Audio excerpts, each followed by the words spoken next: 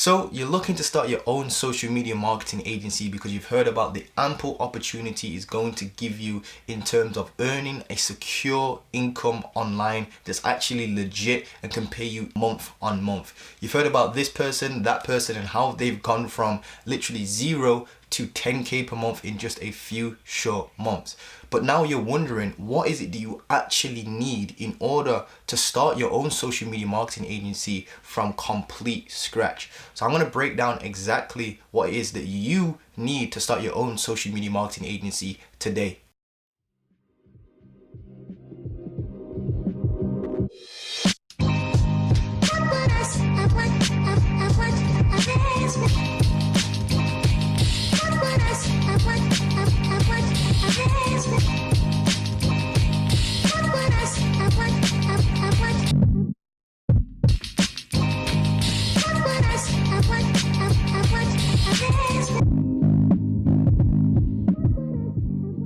So guys, welcome back to the channel. Montel Gordon here. Hope you guys are all doing well and staying safe throughout this crazy COVID-19 thing. I'm getting super bored myself. I'm missing, my family and friends and actually being able to visit certain things and just do regular day-to-day shit. But anyway guys, if you're new around here, please drop a like, comment and subscribe. Make sure you turn on that little notification bell so that you get notified whenever I drop a fire upload regarding SMMA, entrepreneurship, if you're into that sort of thing. Also, give me a follow on Instagram as well and just send me a DM and just ask me some questions. Maybe just ask me what's up. So look guys, in today's video, I want to break down exactly what is it that you need, like what do you genuinely need in order to start a social media marketing agency? Because a lot of people get strung up and like hung up on the tools. What do they need? They need a website, all this sort of stuff. So I want to break that down in this short video. I'm going to try to keep this one short because I know that a lot of my videos are quite long these days.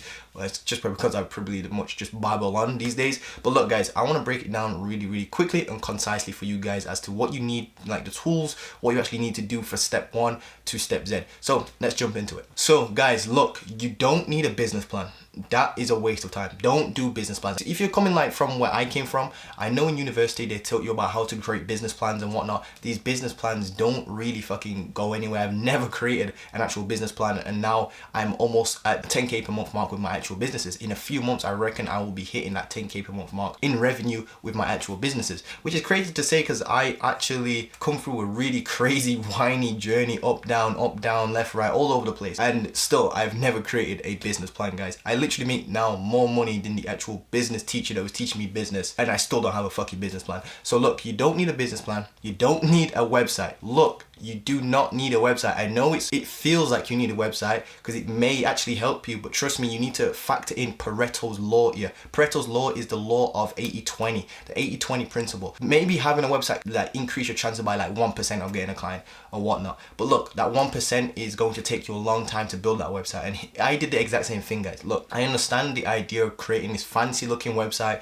that has all these loading animations and it lists all 16 different friggin' services you're going to provide at your agency. Don't do that. I actually highly recommend you only provide 1 or 2 services, and the 2 services that I kind of provide at my agency, like, well, on Upwork, because Upwork I kind of treat different from like LinkedIn. I'll get to what those are in a minute and how I utilize those. But essentially on Upwork, I am more of a jack of all trades. I actually do Facebook advertising on there, something I specialize on there, and I do social media management and marketing. I kind of call those 2 the same things. Over on LinkedIn though, I'm actually just a specialist in one niche, and I'm actually going to be changing my niche pretty soon. I might actually make a video on this as to why and what I've actually seen and the opportunities I'm thinking of. But I'll get into that in another video. So look guys, you don't need a website, you don't need a business cards, you don't need a logo. This is another thing that actually does my head in. Like, creating a website and creating a logo is not going to get you clients.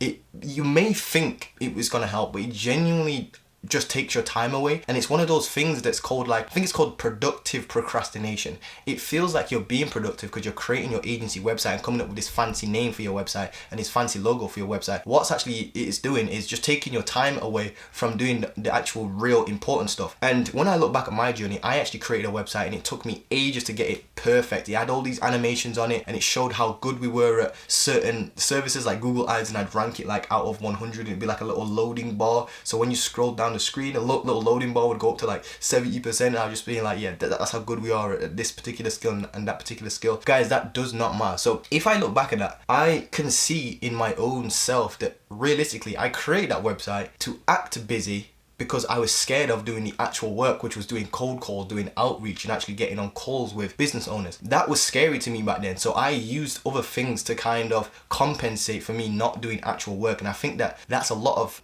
you out there. I think you guys are doing the exact same thing I was. You're creating all these websites and whatnot, and you're doing all this productive procrastination, which it feels productive. Don't get me wrong, it feels like you're doing something productive, but it's not actually getting you clients basically. And again, I think that's out of fear of actually doing the proper work, the hard stuff. The hard stuff is doing cold calls, setting up meetings, taking meetings, closing sales. That's what you should be focusing on. And in fact, I'll break this down for you right now so you don't even need to waste your time. The only things you should be focusing on in your agency, and you can literally turn this video off now, is you should be focusing on friggin' setting meetings and closing meetings. Those are the two things you should frigging focus on. Not creating business cards, not creating a business plan, not creating a website, not creating a logo, not coming up with a fancy name. In fact, when I first started my agency, I was just called Montel Gordon. Now, I do believe you should have if you're gonna do, email outreach, don't try to reach out to people using like a regular Gmail. That's the only really real thing I think you should have from the beginning, which is a profile that you can actually build. And I'll get into that in a second. And a genuine professional email. Professional email is going to put you above the rest, because again, if you're sending business owners, actually sending them like outreach messages off like a Gmail account, which is just a regular Gmail, so like montel.gordon@gmail.com, that doesn't look as professional as montel@montelgordon.com, which is actually one of my email addresses. Don't hit me up on there, you won't reach me. If you're going to reach me on email, you go to montel@mcg-agency.co. That's my agency name. But anyway, guys, look, I don't really recommend you go out there and start building websites, start doing all this other crap, because again, it's productive procrastination. You want to do the hard stuff first. It's the hard stuff, the cold calls, the cold emails, all this sort of stuff, basically the outreach that's going to get you on a call, or that's going to put you basically in a sales situation, whatever it is, whether it's cold calling, cold emails, cold Facebook messages, whatever your outreach method is, it needs to be something that's going to directly put you in front of the person you're trying to sell to, put you into a sales opportunity. That's the stuff that you need to do at the very beginning. And guys, the only time I recommend you actually build a website is when you actually have a case study funnel. If you're going to build a website, don't build a traditional website. Build a website that has a case study funnel on it that explains your services, breaks down the limiting beliefs, and basically sells for you. So when a client says, do you have any past results, or do you know what you're doing, basically, you can send them to a case study funnel, and that would be your website basically. Your website would be a funnel that's built on ClickFunnels, for example. You can use ClickFunnels for this, and again, if you need a link for that, like 14-day free trial, there's one in the actual description. Again, that's an affiliate link, to be transparent, so I do get a little kickback from that, but that's not gonna fucking make me rich, is it? But like but yeah, guys, look, I just want to be transparent. It is affiliate link and whatnot, but I still highly recommend you put together some sort of video, because that's gonna give you, because I know what it's like, when you say you want a website, it's because you want to show them that you have some sort of presence, your actual business basically. Well, a funnel's just gonna help you convert even more, because a funnel's gonna break down their limiting beliefs. It's actually a sales video if you do it the way how I do it, which is like a case study video. And again, a lot of you are probably gonna be like, I don't have any results for this. Go and find a contractor that allows you to use his results and actually come up with an actual plan that he is happy with and that you're happy with, and you can use his results basically. That's the way around that. I know it sounds complicated, but realistically it's not. You go to Upwork, you find people on Upwork who have great results already. It's a little bit difficult, to be fair though, because like, why would a top-notch outsourcer work with somebody who doesn't even have clients yet? I get that, trust me, but you have to position yourself in it. Everything in life is pretty much difficult. Anything worth it in life is going to be difficult, but again, you can get through this if you stay consistent with just trying to find that one dude that's very good. If not, even the mediocre dudes that has better results than you can still use those in your case study if obviously he allows you. You always want to make sure that your outsourcer allows you. So don't be worrying about what niche you're in. Don't be worrying about any of that sort of shit. Just pick a niche. If you spend more than 10 minutes on picking a niche, you spend too much time. If you spend more than like 10 minutes on registering a business domain or coming up with an agency name, you spend way too much time. You actually need to just name it your first name, last name.com, or your first name, last name media, or your last name media, or your initials MCG agency or MCG media, for example. MCG media was actually taken, so I got MCG agency. Spent less than 2 minutes on that. My logo, my quote unquote logo, is made in Canva. It's literally text, like not even joking, it's just text. I just picked a font, wrote the text, That was my logo. You guys are wasting your time on the wrong things. That's not going to get you clients. Now, when it comes to the actual financials of running a social media marketing agency, for me, if you're going to use the Upwork, for example, like how I do, I recommend you have at least $310, $320 or something like that. That's going to basically be your budget for your connects, essentially.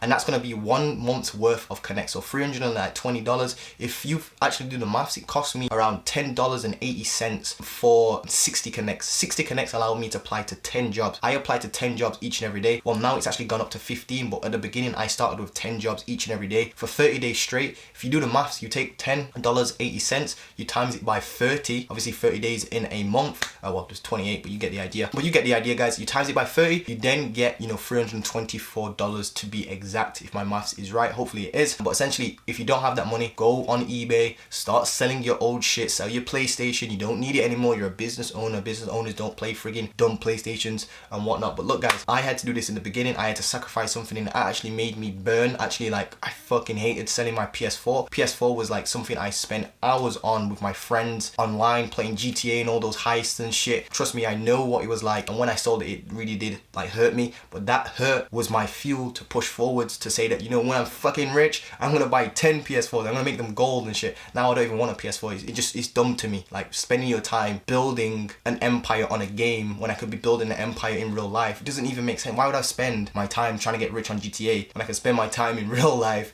trying to get rich in the real world? Like, it doesn't make sense. But anyway, each to their own. Another thing I highly recommend you guys actually do is build something that is gonna have a long half-life. Now look, a lot of gurus out there will tell you to do cold calling, cold emailing, cold this, cold that. I've noticed that those don't have a long half-life. I actually heard like Iman Gaji actually mentioned the word half-life, so I kind of stole that from him. But I was onto a very similar thing, but I didn't really have a name for it. So thank you for the name, Iman, if you're ever watching this. But what he means is building a YouTube channel has a long half-life. So if you build videos and like create videos on how to run ads for your particular niche, whatever your niche you're in, or even just online business in general, or just businesses in general, that video is going to go on the internet and actually accumulate views over time. And that can actually bring you, no joke, this happened to me the other day. An inbound lead came through one of my old videos I made a year ago about the real estate marketing. It was a real estate agent. I didn't actually close them well. I should have closed them, and they then kind of went go. So it is what it is. But what I'm trying to say here, guys, like cold calling, you call somebody a couple of times, but the cold call only lasts 5 to 6 or however long the actual call lasts, and then it's done. It's not like it's on the internet. It's gone into thin air. It disappears basically. It's done. You can't ever watch it back. You can't ever grow that. For example, like growing a Facebook page is something that has a long half-life, because when you grow a Facebook page, it's an actual asset that a business owner can actually check your Facebook and then see the posts you're creating. Those posts can then drive them down a funnel, for example, that I mentioned before, and that could actually bring you leads. So that's actually something that you're actually growing, and that's what you call a long half-life asset. Another half-life asset is Facebook, guys. That's a little bit of a tongue twister, fucking hell, and I speak super fast in these videos. But look, another example would be of a long half-life asset is Upwork. Upwork is a platform that you can build each and every day. So when you close clients on Upwork, it shows in your statistics like how much you've earned, what your reviews are, and all this sort of stuff. And that actually helps your platform actually grow and your profile grow, and it actually helps it rank in the algorithm within Upwork's like little algorithm that it has going on. And that is what you call a long half-life asset. It stays on the internet basically. Now, with that being said, you need to be careful of being a one traffic pony guy. What I mean by this is, if you take a look back in the day when Google released the update called Penguin killed a lot of businesses. Penguin is basically when Google decided that it's no longer going to do the ads on the side, and all the traffic then only came from the free like ads you see at the top of Google. Normally there was ads on the side. Google removed that real estate there, and the only real estate left to compete over is the free like ads that pop up at the top and there's some at the bottom, I believe. So that killed a lot of businesses because they only focus on one traffic source. Now I believe you need to focus on one traffic source first, get that to like 10, 20k or something like that, then you can actually add a secondary traffic source. So that's just a word of warning for the future, but don't worry about that too much. Another thing you don't need to worry about when it comes to starting a social media marketing agency is learning Facebook ads. You don't need to learn Facebook ads. You can find an outsourcer. This is something that gets everybody. I'm actually so tired of repeating myself. Like literally, learning Facebook ads to run an agency is the wrong reason to start an agency. It's almost like, and again, read the book called The E-Myth. E-Myth, or even read Sabri Subi's book called Sell Like Crazy. Read another book called Renegade Millionaires by Dan Kennedy. Within the first 100 pages of each one of those books, you will realize that if you start a business because you're good at something, you've started it for the wrong reason. You've started the business out of the eyes of a practitioner. That's when, for example, let's say I'm good at baking cakes. I then get, people telling me, oh my God, Montel, your cakes are so amazing, you should start a business. To the untrained ear, that sounds like a good idea.